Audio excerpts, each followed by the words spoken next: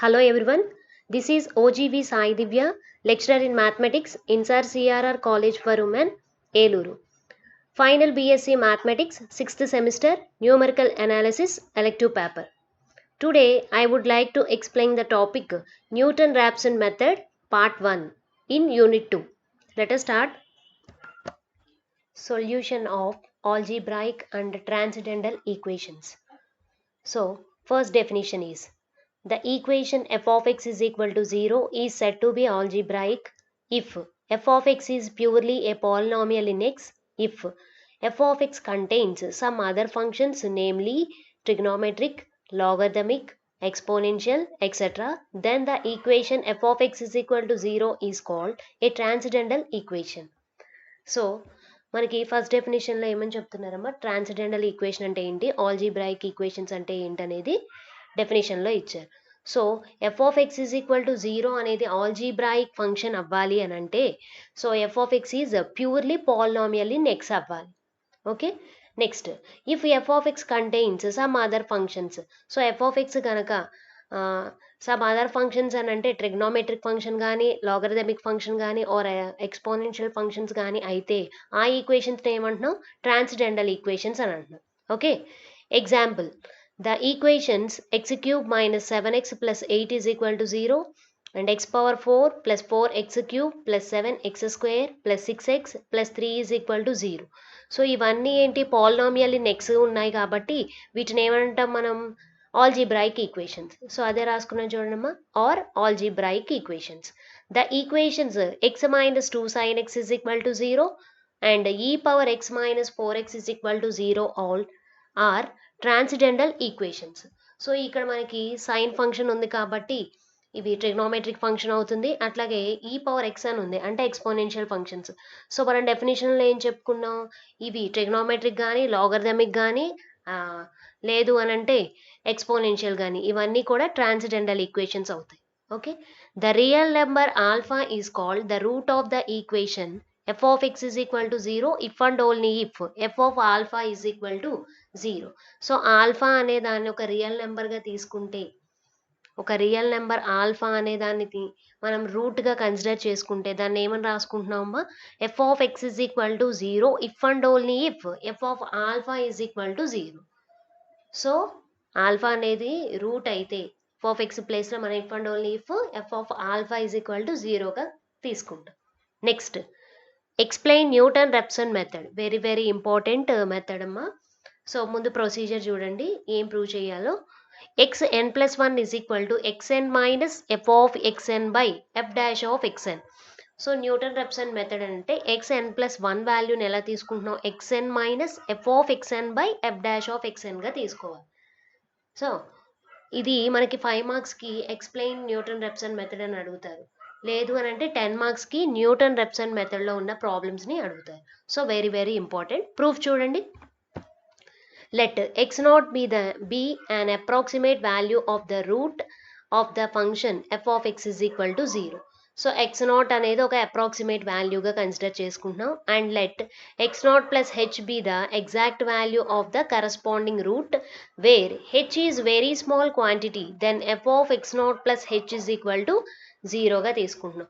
So x nought plus h అనేది ఒక exact వాల్యూగా consider చేసుకుంటున్నాం. ఇక్కడ హెచ్ అంటే ఏమవుతుంది మనకి, వెరీ స్మాల్ క్వాంటిటీ. ఆల్రెడీ మనం ఇంతకు ముందు కూడా చెప్పుకున్నాం కదమ్మా, ఇంతకు ముందు యూనిట్లో కూడా చెప్పుకున్నాం హెచ్ అంటే వెరీ స్మాల్ క్వాంటిటీ ఉంటుంది అని. సో దాన్ని ఏమని రాసుకుంటున్నాం, then f of x nought plus h is equal to 0గా తీసుకుంటున్నాం. Next since x nought plus h is the root of the equation f of x is equal to 0. So x nought plus h అనేది ఒక రూట్గా consider చేసుకుంటున్నాం. So రూట్గా consider చేసుకుంటే మనం ఏమని రాసుకోవచ్చు, ఎఫ్ ఆఫ్ ఎక్స్ అనేది 0 అవుతుంది కాబట్టి దీన్ని ఏమని రాసుకుంటున్నాం, f of x nought plus h is equal to 0గా కన్సిడర్ చేసుకున్నాం. ఇది రూట్ అవుతుంది కాబట్టి దీన్ని ఇలా రాసుకున్నాం అనమాట. Next by Taylor's theorem we get. So మనం ఆ న్యూటన్ రెప్సన్ మెథడ్లో ఎక్స్ ఎన్ ప్లస్ 1 వాల్యూని ప్రూవ్ చేయాలి అని అంటే మనం టైలర్స్ థీరమ్ స్టేట్మెంట్ని యూజ్ చేసుకొని ఫైండ్ అవుట్ చేస్తున్నాం. So f of x nought plus h is equal to, theorem ఏమవుతుందమ్మా, statement f of x nought plus h into f dash of x nought plus h square by 2 factorial into f double dash of x nought plus and so on. Is equal to 0. F of x nought plus h is value 0 అని చెప్పుకున్నాం కాబట్టి ఈ statement రాసుకొని equal to 0 అని చేసాం.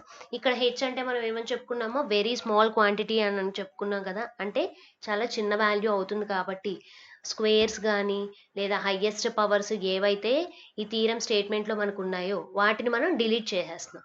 So అందుకని ఏమని రాసుకుంటున్నాం, since h is very small neglecting second and higher order terms then we have. So second order degree terms అట్లాగే ఇంకా హయ్యర్ ఆర్డర్ లీనియర్ టర్మ్స్ ఏవైతే ఉన్నాయో వాటిని మనం డిలీట్ చేసేస్తున్నాం. చేసేస్తే ఏమవుతుందమ్మా ఆ వాల్యూ మొత్తం, సో చేస్తే ఏమైందమ్మా f of x nought plus h into f dash of x nought equal to 0. So ఈ స్టేట్మెంట్లో ఎఫ్ ఆఫ్ ఎక్స్ నాట్ అలాగే h into f dash of x nought తప్ప రిమైనింగ్ వాల్యూస్ మొత్తం 0. So which is equal to 0. That implies h into f dash of x not is equal to ఏమవుతుంది, f of x నాట్ని right side తీసుకొస్తే minus f of x naught. So దాని నుంచి H value ఏమవుతుంది, H is equal to minus f of x naught by f dash of x not. Okay, so ఇప్పుడు H value వచ్చేసింది కాబట్టి మనం ఏమని తీసుకుంటున్నామమ్మా, సో ఇక్కడ ఎక్స్ నాట్ ప్లస్ హెచ్ అంటే ఒక ఎగ్జాక్ట్ వాల్యూ అని చెప్పి తీసుకున్నాం కదా. So there four X one value దేనికి ఈక్వల్ అవుతుంది, ఎక్స్ నాట్ ప్లస్ హెచ్కి ఈక్వల్ అవుతుంది, which is equal to X nought plus H అంటే వాల్యూ ఎంత వచ్చింది, minus f of x naught by f dash of x naught. So ఇది first term తీసుకుంటే x naught minus f of x naught by f dash of x naught అని వచ్చింది, అంటే దాని previous term వచ్చింది. Similarly x2 is equal to ఏమవుతుందమ్మా formula, x1 plus h అవుతుంది. H అంటే పైన మనకు వచ్చిన ఫార్ములా. ఇక్కడ మనకి x1 వాల్యూ దేనికి ఈక్వల్ అయింది, ఎక్స్ నాట్ ప్లస్ హెచ్కి. సో అక్కడ హెచ్ వాల్యూ సబ్స్టిట్యూషన్ చేస్తే X naught minus f of x naught by f dash of x naught అని వచ్చింది. x1 వాల్యూ తీసుకుంటే ఇన్ టర్మ్స్ ఆఫ్ ఎక్స్ నాట్లో వచ్చింది. సో సిమిలర్గా x2కి తీసుకుంటే ఏమవుతుంది, ఇదే formula x1 minus f of x1 by f dash of x1 అవుతుంది. Similarly xn value ఏమవుతుంది, in general we get the iteration formula xn plus 1 is equal to xn minus f of xn by f dash of xn. So దీన్నే ఏమంటున్నాం మనం, this formula is called Newton Raphson method. So దీన్నే Newton Raphson method అని అంటున్నాం. ఓకేనా, మనం derive చేయాల్సిన formula అనేది వచ్చేసింది. నెక్స్ట్ చూడండి, యూజింగ్ ఫస్ట్ వన్ ప్రాబ్లమ్స్లో first one using Newton's Raphson formula establish the iterative formula f of xn plus 1 is equal to half into xn plus n by xn to calculate the square root of n. So మనల్ని Newton Raphson ఫార్ములాని use చేసి xn plus 1 value half into xn plus n by xn వాల్యూకి equal అవుతుందని చెప్పి prove చేయమన్నారు. ఇది prove చేయటం కోసం మనల్ని తీసుకోమన్న క్లూ ఏంటమ్మా, ఇక్కడ calculate the square root of n. So మనం ఇక్కడ ఎక్స్ వాల్యూని స్క్వేర్ రూట్ ఆఫ్ ఎన్ అంటే రూట్ ఎన్గా కన్సిడర్ చేసుకొని ఈ వాల్యూ అనేది ఫైండ్ అవుట్ చేయాలి. సో సొల్యూషన్లో చూడండి, let x is equal to root N.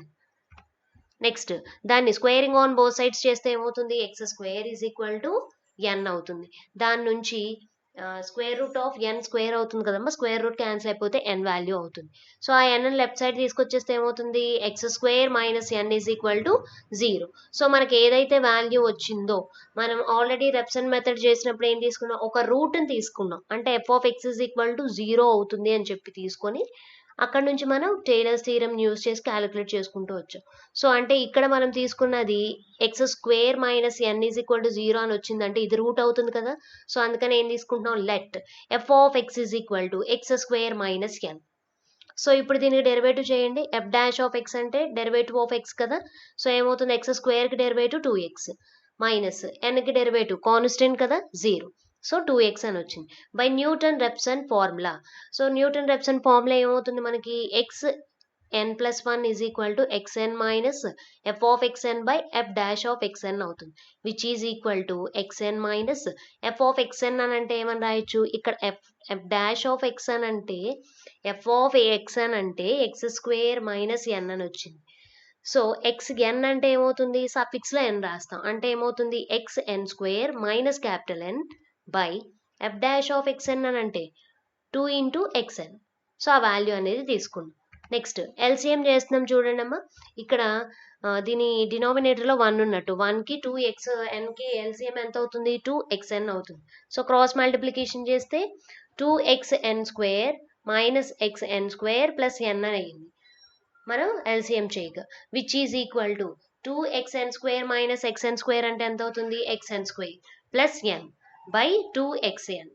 So which is equal to, దీన్ని ఏమని రాయొచ్చమ్మా, ఈ 2ని బయటికి తీసుకొచ్చేస్తే 1/2 into xn square by xn అని అంటే ఎంత, xn plus capital N by xn. So therefore xn plus 1 value half into xn plus n by xn అని వచ్చింది. సో ఇక్కడ n వాల్యూస్ ఎక్కడి నుంచి ఉంటాయి, 0, 1, 2 అండ్ సో ఆన్. సో ఈ రకంగా మనం ప్రాబ్లమ్స్ని సొల్యూషన్ అనేది ఫైండ్ అవుట్ చేయాలి. సో నెక్స్ట్ ప్రాబ్లం చూడండి, show that the iterative formula for finding the reciprocal of n or inverse of n is xn plus 1 is equal to, so xn plus 1 is equal to xn into 2 minus n into xn అయింది. So ఇక్కడ మనం iterative ఫార్ములాని use చేసి, అంటే Newton Raphson ఫార్ములాని use చేసి మనం ఇక్కడ ఏం ఫైండ్ అవుట్ చేయాలి, xn plus 1 value xn into 2 minus n into xn వాల్యూకి ఈక్వల్ అవుతుందని చూపించాలి. దానికి మనం తీసుకునే వాల్యూ ఏమని తీసుకోమంటున్నారమ్మా, రెసిప్రోకల్ ఆఫ్ n, అంటే x is equal to 1/n అన్న తీసుకోవచ్చు, ఆర్ ఇన్వర్స్ ఆఫ్ n అన్న అంతే కదమ్మా, 1/n అనే n ఇన్వర్స్ అని రాసుకోవచ్చు కదా.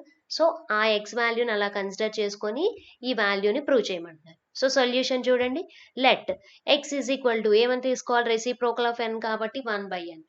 సో దట్ ఇంప్లైస్ ఇక్కడ ఏమని రాసుకోవచ్చమ్మా, ఈ రెండింటిని ఇంటర్చేంజ్ చేస్తే ఏమవుతుంది, capital N is equal to 1/x అవుతుంది. సో దాని నుంచి ఏమని రాయొచ్చు, 1/x, ఈ క్యాపిటల్ N లెఫ్ట్ సైడ్ తీసుకొస్తే minus n is equal to 0.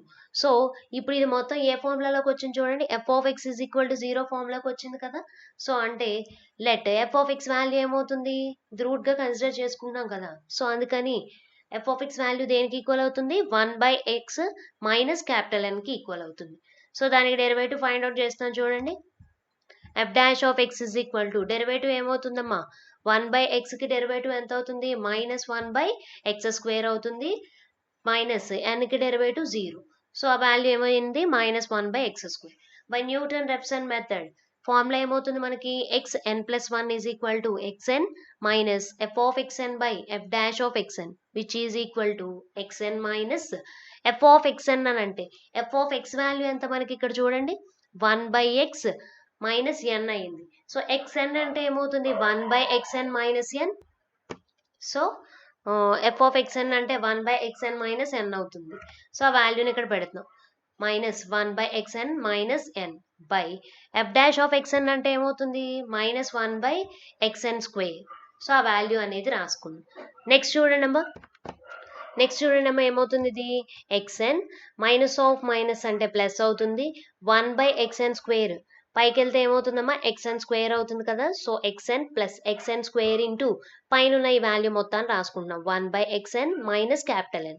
So which is equal to xn plus xn స్క్వేర్తో లోపల ఉన్న రెండు టర్మ్స్ని మల్టిపుల్ చేయండి, xn స్క్వేర్ బై xn అని అంటే xn క్యాన్సిల్ అయిపోయి xn మైనస్ ఇంకా capital N into xn square అయ్యింది. సో xn ప్లస్ xn అని అంటే 2xn minus capital N into xn square. So రెండిట్లో నుంచి ఏం కామన్ తీయచ్చు, xn కామన్ తీసేస్తే ఏమని వస్తుంది, 2 minus capital N into xn. Therefore మనం ప్రూవ్ చేయాల్సిన వాల్యూ వచ్చేసింది చూడండి, xn plus 1 is equal to xn into 2 minus n xn. Okay, next problem చూడండి, obtain root up to root 12 up to 5 decimal places by Newton's Raphson method అని అంటారు. So మనల్ని ఇక్కడ obtain route 12 అని అన్నారు. సో న్యూటన్ రాప్సన్ ఫార్ములాని use చేసి root 12 value up to 5 decimal places వచ్చే వరకు క్యాలిక్యులేట్ చేయమంటున్నారు. ఓకే, సో సొల్యూషన్ చూడండి, let x is equal to ఏమని తీసుకోవాలి, ఇక్కడ ఇచ్చిన దాని ప్రకారం రూట్ 12 కదా. సో రూట్ 12, సో దీనికి స్క్వేరింగ్ అవుట్ బోత్ సైడ్ చేస్తే ఏమవుతుందమ్మా, x square is equal to 12. దాని నుంచి ఏమని రాయొచ్చు, that implies x square minus 12 is equal to 0. So ఇప్పుడు f ఆఫ్ x వాల్యూ ఎంత అని వచ్చింది, x స్క్వేర్ మైనస్ 12 అని వచ్చింది. ఓకేనా, ఈ వాల్యూని మనం f ఆఫ్ xగా తీసుకుంటాం కాబట్టి f of x is equal to x square minus 12. f dash of x ఏమవుతుంది, f డాష్ ఆఫ్ x అని అంటే x స్క్వేర్కి డెరివేటివ్ 2x మైనస్ కాన్స్టెంట్కి derivative 0. So f of x value వచ్చింది, f dash of x value వచ్చింది. So మనకి ఇక్కడ up to 5 decimal ప్లేసెస్ని క్యాలిక్యులేట్ చేయమని అంటున్నారు కాబట్టి ముందు అసలు ఆ రూట్ 12 అనేది ఇన్ బిట్వీన్ ఏ రేంజ్ మధ్యలో ఉందో చూసుకోవాలి మనం. ఓకే, సో మనకి రూట్ 12 అంటే దేనికి దేనికి మధ్యలో ఉంటుంది మనకి. సో మనకి ఇక్కడ రూట్ 12 అని అంటే యాక్చువల్గా వాల్యూ మనం రూట్ 12 అంటే క్యాల్సీలో ఫైండ్ అవుట్ చేస్తే 3 పాయింట్ సంథింగ్ అనేదో వస్తుంది. అంటే రూట్ 12 వాల్యూ 3కి 4కి మధ్యలో ఉన్నట్టే కదా. అంటే మనం ఏమని రాసుకోవచ్చు, రూట్ 12ని root 9 less than root 12 less than root 16 అని రాసుకోవచ్చు కదా. అంటే 3కి 4కి మధ్యలో. రూట్ 9 అని అంటే 3, రూట్ 16 అని అంటే 4 అవుతుంది. అంటే 3కి 4కి మధ్యలో రూట్ 2 వాల్యూ ఉంటుంది కాబట్టి మనం ఎక్స్ ప్లేస్లో ఒకటి 3ని ఒకటి 4ని తీసుకోవాలి.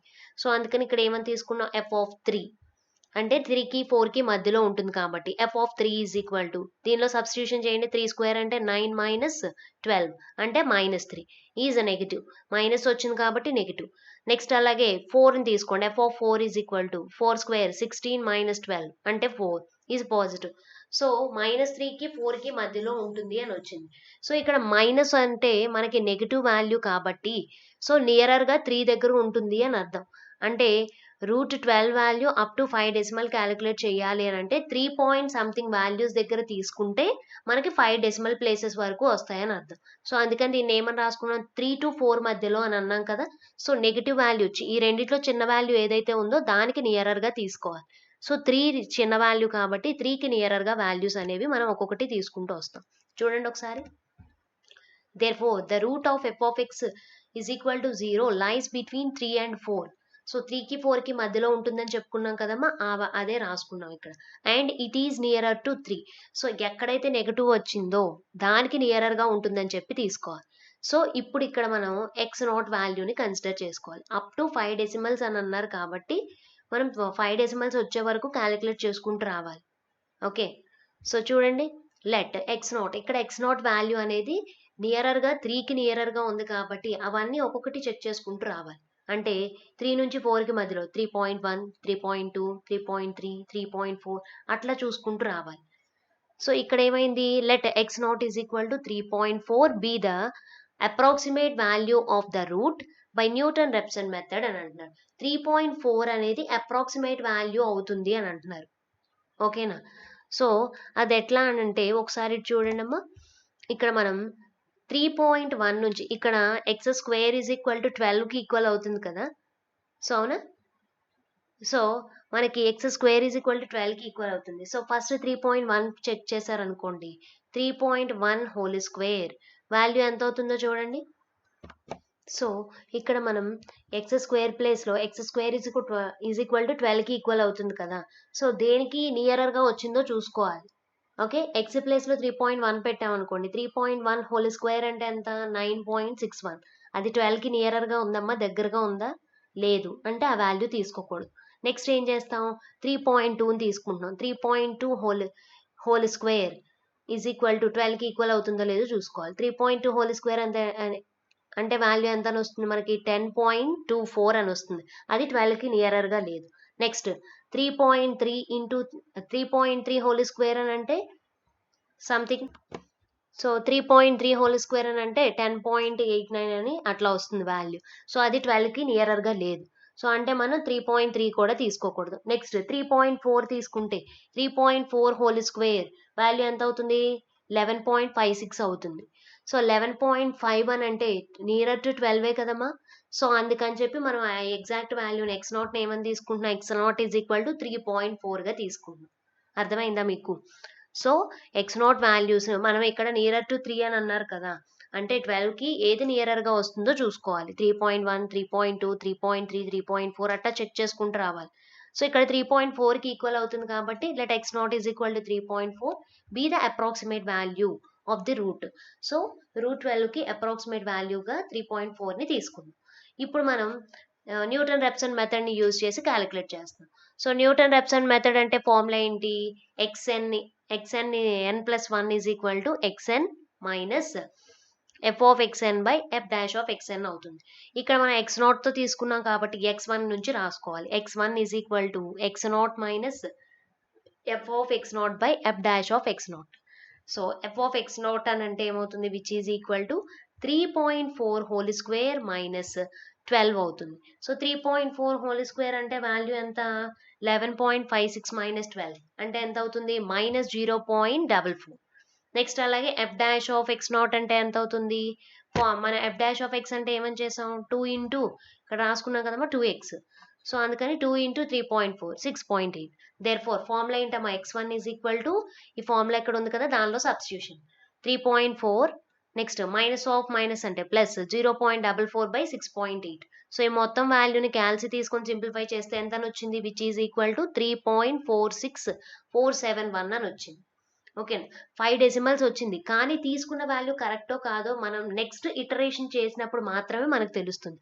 సో మీరు నెక్స్ట్ ఇటరేషన్ చేసినప్పుడు కూడా సేమ్ వాల్యూ వచ్చింది అనుకోండి, అంటే which is the approximate value అవుతుంది.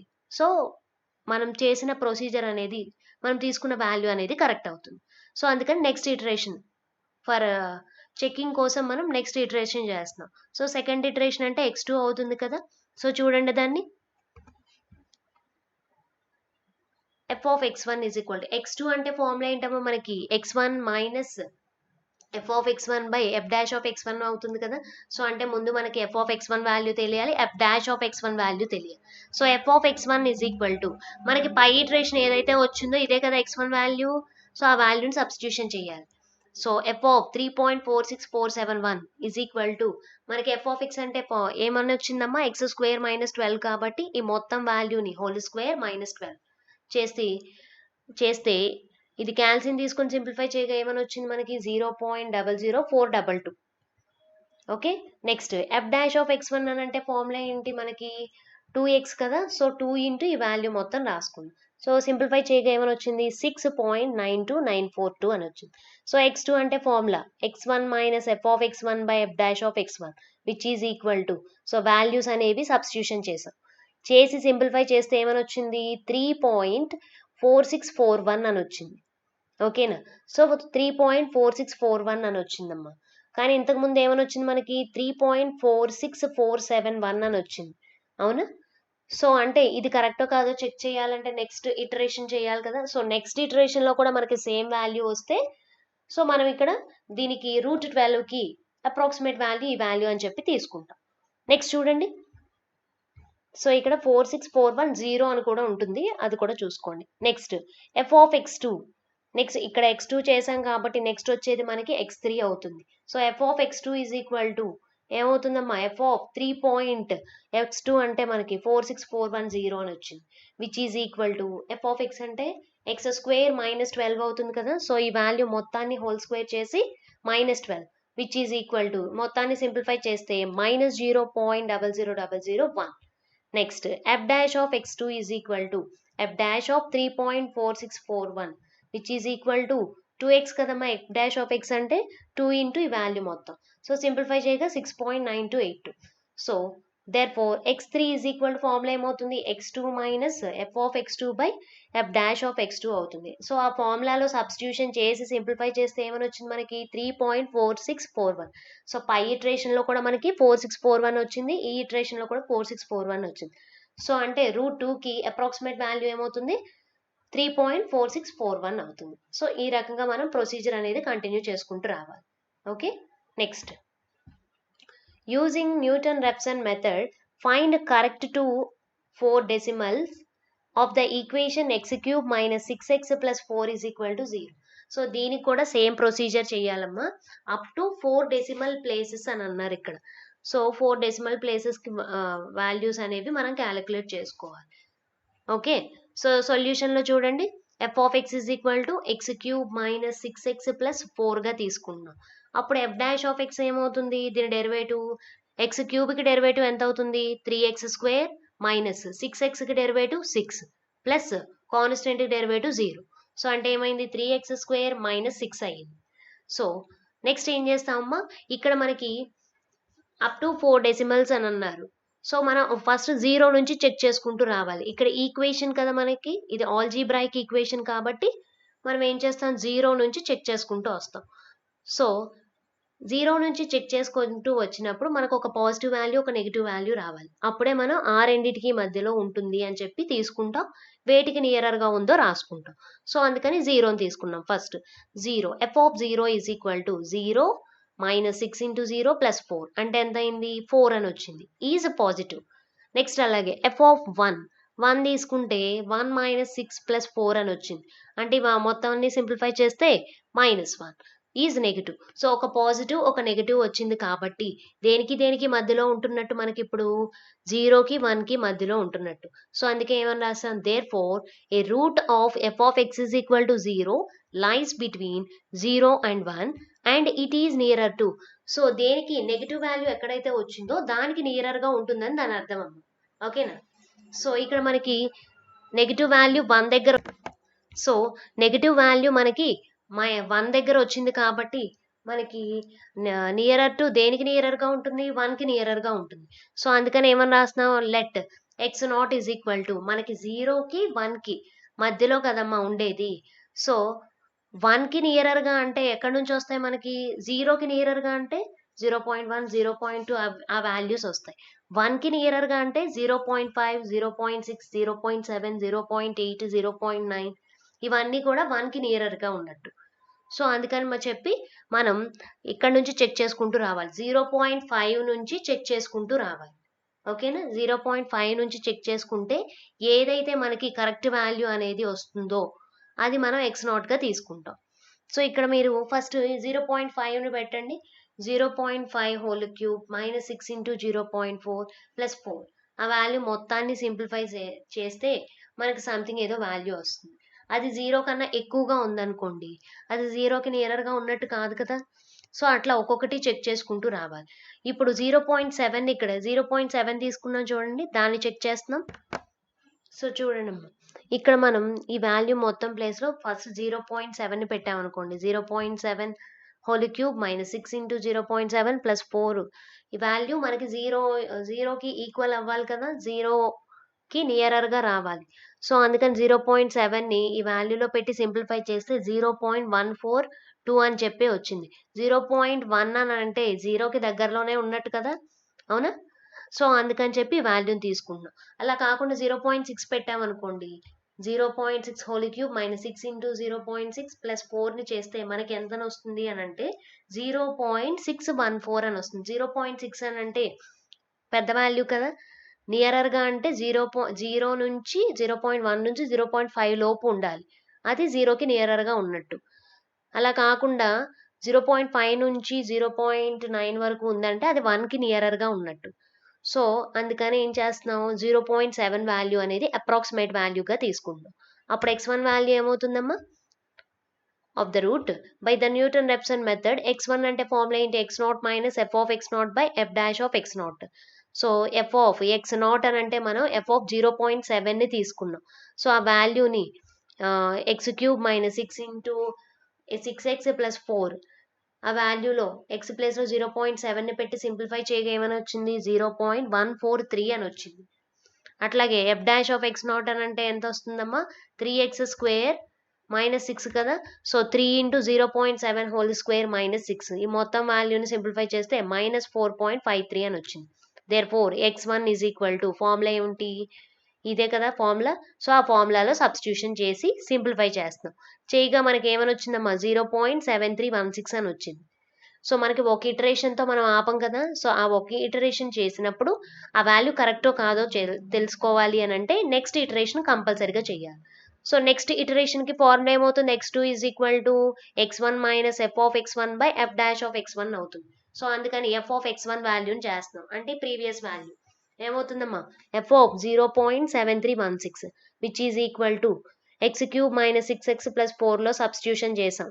0.7316 అనే వాల్యూని x ప్లేస్‌లో సబ్స్టిట్యూషన్ చేసి సింప్లిఫై చేస్తే ఏమనొచ్చింది? 0.0019.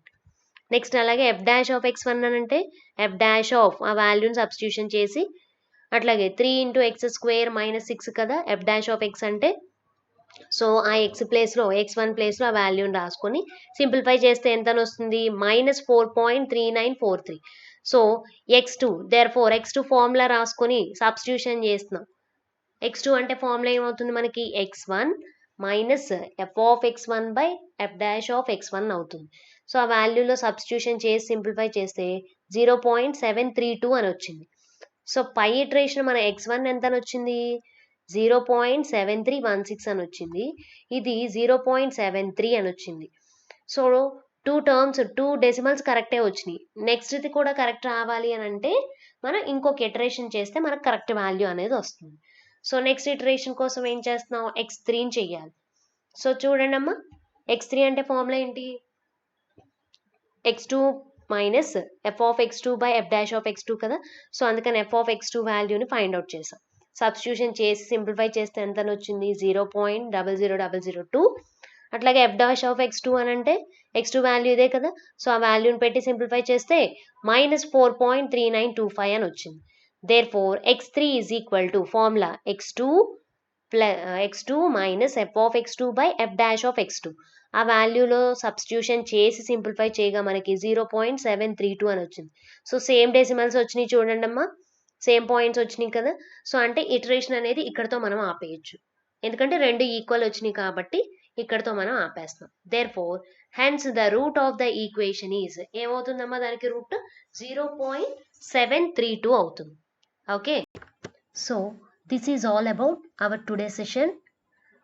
Thank you.